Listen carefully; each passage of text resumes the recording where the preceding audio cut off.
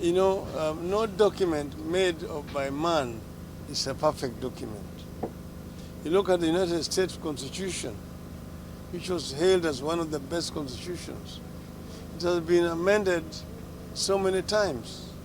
You are talking of the First Amendment, the Second Amendment, the Fifth Amendment, the 10th Amendment, and so on and so forth. So that is, this is the first amendment to our Kenya Constitution. A time will become when we may have a second, third, and so on and so forth. So this is not the end of the game. Now, as you know, the document is out, and so we have started already the journey. At this moment in time, it is late to accommodate fresh views. BBI haijapinga katiba iliyoko 2010, isipokuwa BBI imekuja kuimprove ile ambayo iko katika katiba. Kwa hivyo katika mambo yote yale ya kihaki za kibinadamu, mambo yote yale ya kiuchumi, mambo yote yale ambayo yako katika katiba yetu ya 2010, BBI imekuja kuimprove yale ambayo tulikuwa tunaona kuwa bado yanaleta utata katika maongozi ya nchi hii.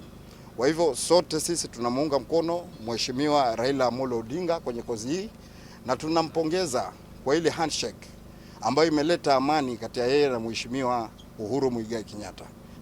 Kuna mambo mengi ya appointments katika ngazi mbalimbali za serikali. Haya ni miongoni mwa mambo ambayo tumeyazungumza, na inshallah kwa uwezo wake Mwenyezi Mungu mengi yamekubaliwa, kwa sasa yatawekwa katika mchakato huu wa BBI.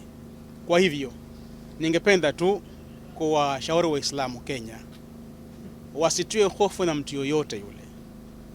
BBI lengo lake kubwa ni kuleta amani nchini Kenya na kuunganisha Wakenya wa dini zote, makabila yote. Ni kitabu kizuri sana, kina manufaa mengi sana kwa Wakenya, na tunaomba Waislamu Kenya nzima waanze kuweka sign ili tuende kwa referendum ya kuweza kubadilisha baadhi ya vifungu vya katiba na nchi yetu ya Kenya iwe katika mahali pazuri pa kuishi.